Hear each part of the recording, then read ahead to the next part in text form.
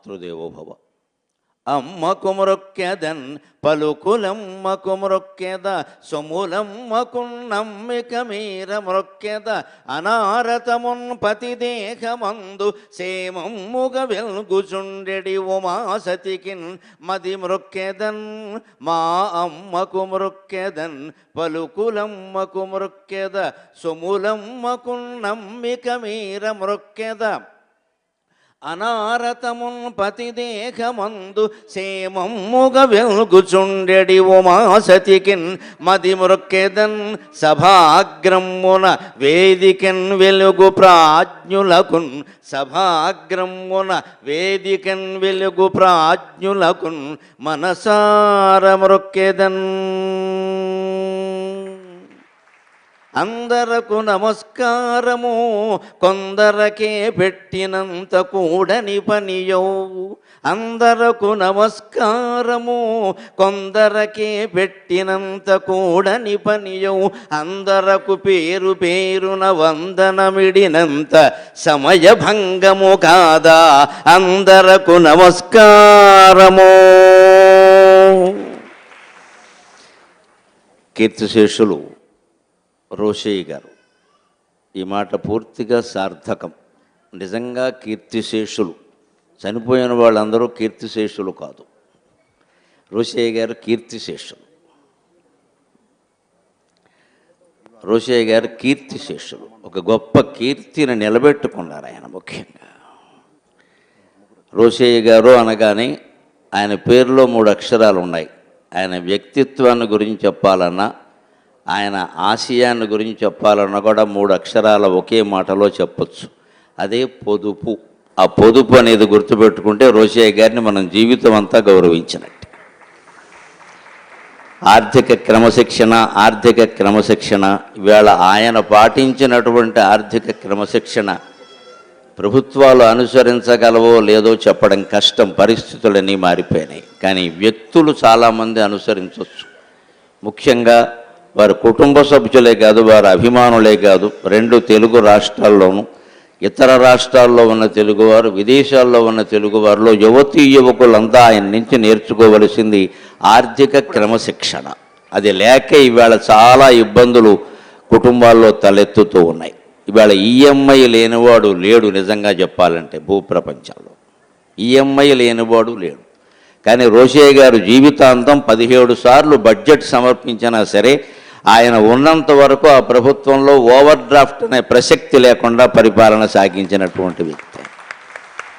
ఒక ప్రభుత్వంలో ప్రధానమైన శాఖ ఆర్థిక శాఖను నిర్వహించిన వ్యక్తి, కొన్ని వేల కోట్ల ధనానికి ప్రాతినిధ్యం వహిస్తున్న వ్యక్తి ఎందుకు అలా ఉండగలిగారు అంటే అది గాంధీ గారి సిద్ధాంతం. అది ఒక దేవాలయానికి నువ్వు ధర్మకర్తగా ఉండడం ఎంతో, ప్రభుత్వానికి పాలకుడుగా ఉండడం అంతే లెక్క. ప్రజల సొమ్ముకి నువ్వు కేవలం ధర్మకర్తవి, నీ సొంత సొమ్ము కాదు ఇష్టారాజ్యంగా ధారపోయడానికి అనే విషయాన్ని ఆయన తనకంటే పెద్దవాళ్ళు సీనియర్లు అయిన నాయకులకి కాదు, అధికారంలో ఉన్న వాళ్ళకి గుర్తు చేసేవారు. ఆయన వయోభారం అయితే, పెద్దరికమైతే, నిజాయితీ అయితే వారు కూడా వీరిని అలాగే గౌరవించేవారు. ఆ క్రమశిక్షణ ఇవాళ యువతరమంతా నేర్చుకోవాలి. బహుశా రోషయ్య గారు దాన్ని రామాయణం ద్వారా నేర్చుకుని ఉంటారని నాకు బాగా నమ్మకం. రామాయణంలో దశరథునికి యజ్ఞపురుషుడు పాయసం ఇవ్వగానే ఆయన సగం భాగం కౌశల్యకి ఇచ్చాడు, మిగిలిన సగంలో సగం సుమిత్రకి ఇచ్చాడు, 1/4. ఆ సగంలో సగం కైకేయికి ఇచ్చాడు, 1/8. ఇంకొక 1/8 1/8 భాగం ఉంటే అది పట్టుకొచ్చి మళ్ళీ పొదుపు చేయాలి. ఖచ్చితంగా ఒక 25,000 పొదుపు చేయాలి. అది లక్ష్మణ భాగం.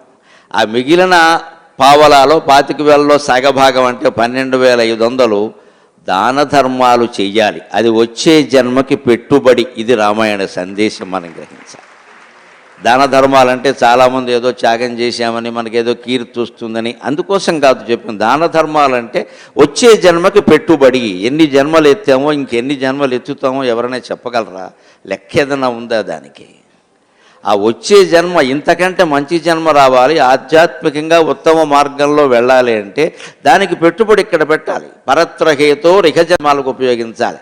ఇక తర్వాత 1/8 ఉంది శత్రుఘ్న భాగం. అది ఎందుకో తెలుసా? ప్రభుత్వాలు కూడా పాటిస్తాయి. రిజర్వ్డ్ నిధి అంటారు. ఒక్కోసారి ఆపద్ధర్మాలు వస్తాయి. ప్రభుత్వాల్లో చూడండి, ఎక్కడో రోడ్డు ప్రమాదం జరుగుతుంది, వాళ్ళకి ఏదో నష్టపరిహారం ఇవ్వాలి. ఎక్కడి నుంచి వస్తుంది డబ్బు? అది జాగ్రత్త పెట్టుకోవడం. మన వ్యక్తిగత జీవితంలోనూ అలాంటివి వస్తాయి, కుదుపులు వస్తాయి. వ్యాపారంలో నష్టం, ఉద్యోగం కోల్పోవడం, ఏవో ఇబ్బందులు వస్తాయి. ఆ కుదుపు ఎదుర్కోవడానికి శత్రుఘ్న భాగం 1/8 అట్టి పెట్టుకుని తీరాలి.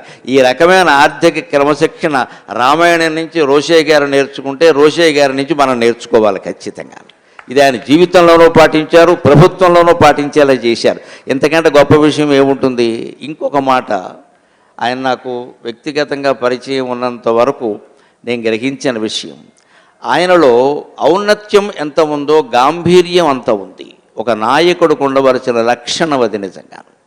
మాగుడు, సంస్కృతంలో మాగుడు అనే మహాకవి పంచమహాకావ్యాల్లో ఒకటైనటువంటి శిశుపాల వధలో చెబుతాడు నాయకుడు అంటే ఎలా ఉండాలో.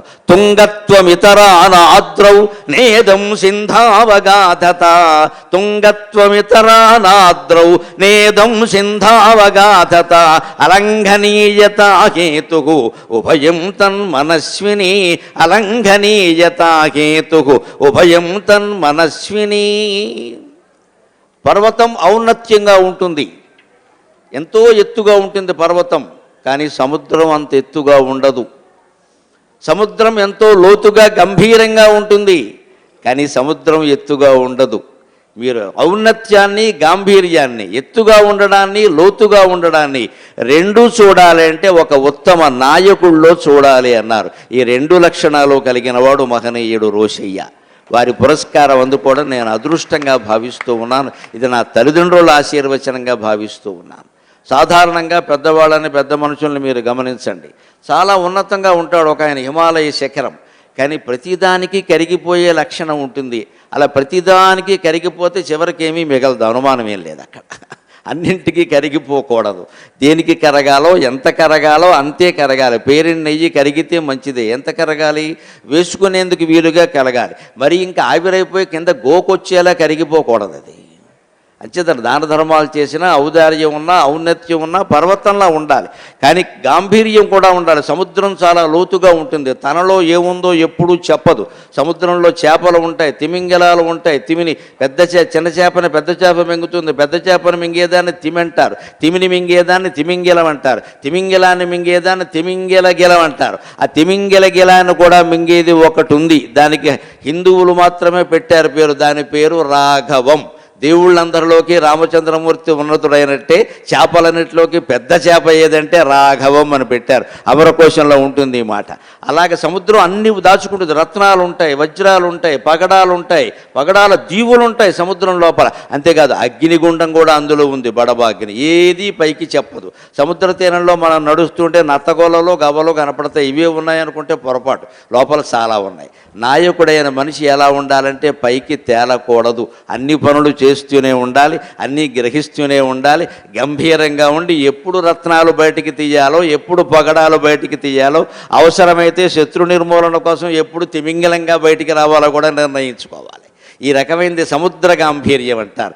అది మాకుడు శిశుపాల వధలో చెబుతాడు. సముద్రానికి గాంభీర్యం ఉంది కానీ ఔన్నత్యం లేదయ్యా, పర్వతానికి ఔన్నత్యం ఉంది కానీ గాంభీర్యం లేదయ్యా, అలంఘనీయత హేతు ఉభయం తన్మనస్విని అంటారు. పౌరుషవంతుడైన ఆత్మాభిమానం కలిగిన మనిషిలో ఈ రెండూ ఉంటాయి అంటారు. అటువంటి ఉత్తమ నాయకుడు రోషయ్య గారు. వారికి నేను హృదయపూర్వకంగా నమస్కారం చేసి శ్రద్ధాంజలి ఘటిస్తూ ఉన్నా. వారి సభ కాబట్టి, ప్రభుత్వం నిర్వహిస్తున్న సభ కాబట్టి తెలుసు, ఇది జరగాలంటే కనీసం వీలైనంత వరకు అందకుండా చేయడం. చాలా ఖర్చు పడితే తప్ప ఇది అందదు, చాలా ఇబ్బందులు పడితే తప్ప ఇది అందదు అనే ధోరణిలో మనం చట్టాలు చేయగలిగితే, దాన్ని గాఢంగా అమలు చేయగలిగితే రోషయ్య గారికి నిజమైనటువంటి నివాళి మనం సమర్పించినట్టు లెక్క. అది నేను ప్రభుత్వానికి విజ్ఞప్తి చేస్తూ, వారి కుటుంబ సభ్యులు ముఖ్యంగా మనవడిని చూశాను నేను. సూటిగా అతని కళ్ళల్లోకి చూడండి, ఆ కళ్ళు అచ్చంగా రోషయ్య గారివి, అనుమానం ఏమీ లేదు అందులో. ఆ కళ్ళు నేను అందుకే ఇందాక పరిశీలనగా చూశాను ఆ హర్ష అన్న వ్యక్తిని. అతని కళ్ళల్లో రోషయ్య గారు జీవించి ఉన్నారు, హాయిగా ఉన్నారు, ఆనందంగా ఉన్నారు. అందుకే నా కుటుంబ సభ్యులందరికీ నాది విజ్ఞప్తి, మీరంతా ముందు ఆర్థిక క్రమశిక్షణ పాటించి మీలో ఎవ్వరూ ఈఎంఐల జోలికి పోకుండా ఉంటే మీ తాతగారు ఆశయం మీరు నెరవేర్చినట్టు లెక్క. మీరు పాటించి ప్రజలందరూ పాటించే విధంగా ఒక ఆదర్శప్రాయమైన కుటుంబంగా ఉండవలసిందిగా వారికి విజ్ఞప్తి చేస్తూ, మద్యపాన నియంత్రణ విషయం ఒక్కసారి ఆలోచించవలసిందిగా ప్రభుత్వానికి విజ్ఞప్తి చేస్తూ, నాకు సతీమణితో సహితంగా ఈ అఖండమైన సన్మానం చేసిన కార్యకర్తలు, ముఖ్యంగా దామోదర్ గారిని ప్రత్యేకంగా పేర్కొనాలి. నేను ఈ సభకి రావడానికి ఆయన ఒక 16 సార్లు నాకు ఫోన్ చేసి ఉంటారు, అనుమానమే లేదు. సాధారణంగా పెద్ద పెద్ద సభలు ఇవన్నీ అంటే నేనంత ఏదో దేవాలయాలు ఉత్సవాల్లో 4 మాటలు హాయిగా 2 గంటలు మాట్లాడుకునే రకం మేము, మా ధోరణి అది. అందుకనంటే లేదు, నేను అన్నీ చూసుకుంటాను, మీరు ఉండి తీరాలి, మీకు సత్కరిస్తేనే మేము అది అదృష్టంగా భావిస్తాం అని పట్టుబట్టి ఆయన రప్పించారు. అలాగే నాకు చెప్పినటువంటి పద్ధతి ప్రకారమే సభని నడిపించారు ఆయన. వారికి నేను ప్రత్యేకంగా కృతజ్ఞతలు తెలియజేస్తూ, కార్యకర్తలందరికీ కృతజ్ఞతలు తెలియజేస్తూ, స్వస్తి ప్రజాభ్యః.